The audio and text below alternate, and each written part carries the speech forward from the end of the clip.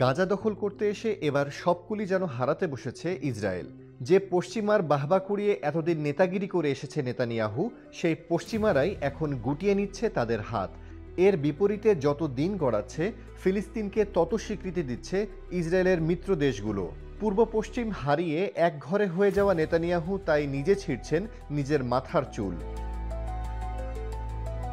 এই অনিশ্চয়তার মধ্যেই দিগন্ত বিস্তৃত হচ্ছে ফিলিস্তিনের স্বাধীনতার সমর্থনে। প্রতিনিয়ত ফিলিস্তিনকে স্বীকৃতি দিচ্ছে বিভিন্ন দেশ এবং তাদের অধিকার প্রতিষ্ঠায় এগিয়ে আসছে আন্তর্জাতিক সম্প্রদায়ের উল্লেখযোগ্য অংশ। আরব বিশ্বের একটি শক্তিশালী খেলোয়াড় হিসেবে ইরান ফিলিস্তিনকে অবিচ্ছেদ্য অংশ ভাবে। তাদের সর্বোচ্চ নেতা আয়াতুল্লাহ আলী খামেনির দৃষ্টিভঙ্গি স্পষ্ট, ফিলিস্তিনের স্বাধীনতা হওয়াই চাই। অপরদিকে দীর্ঘ শীতনিদ্রার পর ফিলিস্তিনের পক্ষে অবস্থান নিয়েছে সৌদি আরব। তারা স্পষ্টভাবে ঘোষণা দিয়েছে, ফিলিস্তিনের স্বাধীনতা মেনে না নিলে ইসরায়েলের সঙ্গে সম্পর্ক ছিন্ন করবে। সেই সঙ্গে মধ্যপ্রাচ্যের আরও অনেক দেশ ও সংগঠন ফিলিস্তিনিদের পাশে দাঁড়িয়ে একাত্মতা প্রকাশ করেছে। ফলে ইসরায়েলের জন্য রণক্ষেত্র এখন আরও কঠিন হয়ে দাঁড়িয়েছে।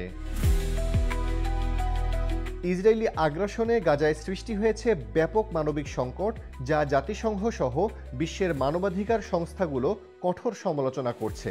এক্সট্রিম মশার কয়েল প্ল্যান্ট ফাইবার দিয়ে তৈরি, ডেঙ্গু, চিকুনগুনিয়া বাহি সহ যে কোনো মশার বিরুদ্ধে দেয় এক্সট্রিম সুরক্ষা। যদিও যুক্তরাষ্ট্র ইসরায়েলের প্রধান মিত্র যেমন ফ্রান্স, যুক্তরাজ্য, কানাডা এবং অস্ট্রেলিয়া যুদ্ধবিরতি ও মানবিক সহায়তার আহ্বান জানাচ্ছে, আফ্রিকা, লাতিন আমেরিকা ও এশিয়ার অনেক দেশও এই সংকটকে আন্তর্জাতিক আইনের লঙ্ঘন হিসেবে দেখছে এবং এর প্রতিরোধে কঠোর ব্যবস্থা গ্রহণের দাবি তুলছে।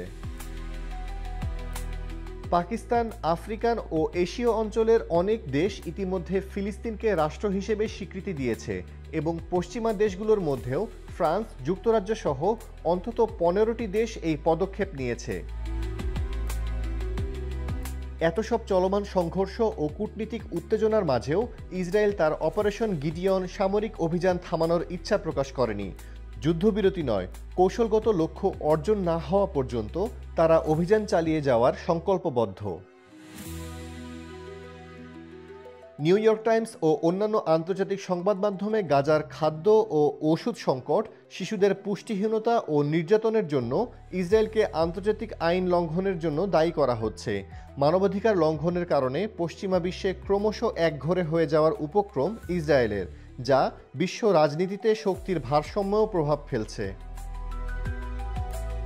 এই সংকটপূর্ণ পরিস্থিতির আলোকে ফিলিস্তিন ইসরায়েল সংঘাত আর শুধু একদিকের যুদ্ধ নয়, বরং বৈশ্বিক কূটনীতি ও মানবতার এক কঠিন পরীক্ষায় পরিণত হয়েছে।